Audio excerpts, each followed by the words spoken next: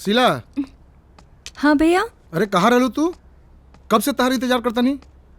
तहरा मालूम है ना हमरा तहार कितना फिक्र रहेला। अरे भैया, हम है ढाकर इंस्पेक्टर हरि सिंह के बहिन और केहू के हिम्मत नहीं खे कि बबुआन की गली में एंट्री मारे।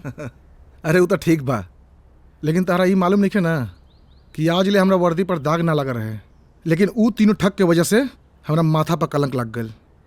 जब तक वो तीनों के अरेस्ट ना करेम ना चैन से नहीं सूझ सकत।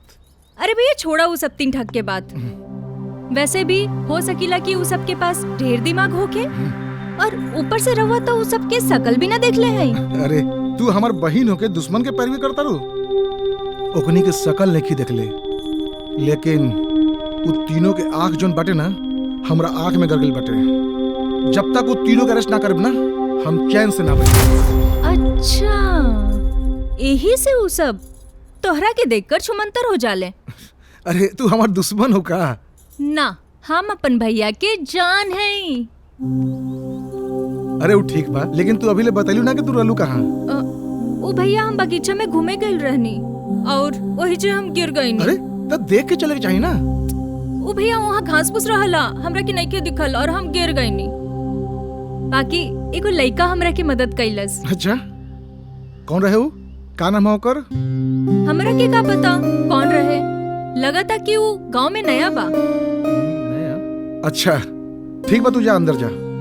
ओके भैया। ये नया क्या बल गाँव में पता करे के पड़ी।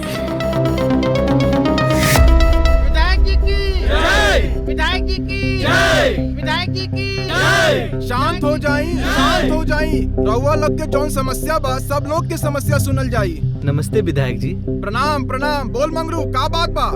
हमरा पास एक एगो भैंस रहे, वो रात के केहू चुरा के ले गई। बताई का करी विधायक जी?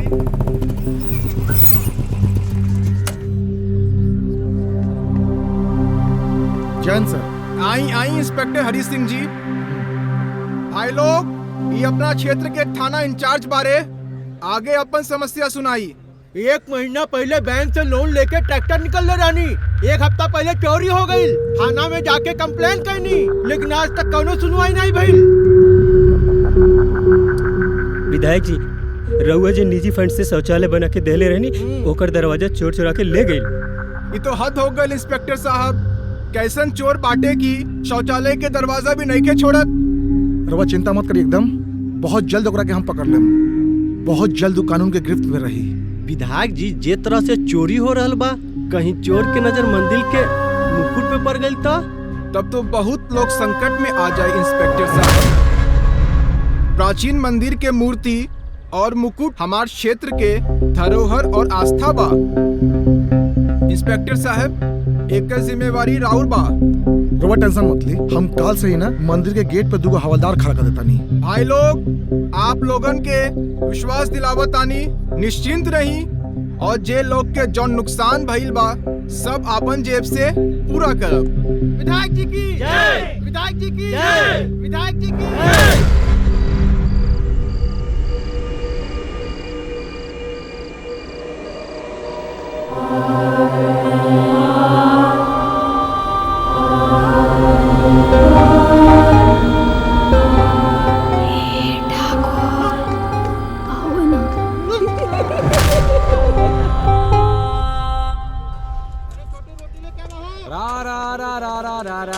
ठाकुर, हाँ, यहाँ के लस्सी बहुत फेमस बा। हाँ। खाली लस्सी ना, लस्सी वाली भी।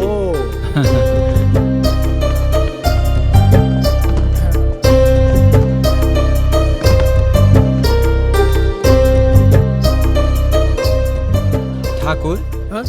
का इन्हें उन्हें ताड़ा ताड़ा लस्सी वाली के बड़ा इंटरेस्ट बा तू दोनों के लस्सी वाली में। है? अरे हम तो देखा तानी कि कोनो ऑर्डर लेवे काहे नहीं खियावत। अच्छा जी भैया, बोली का दी? 3 लस्सी मलाई मार के लेके आवो। दीदी, 3 लस्सी मलाई मार के लावा।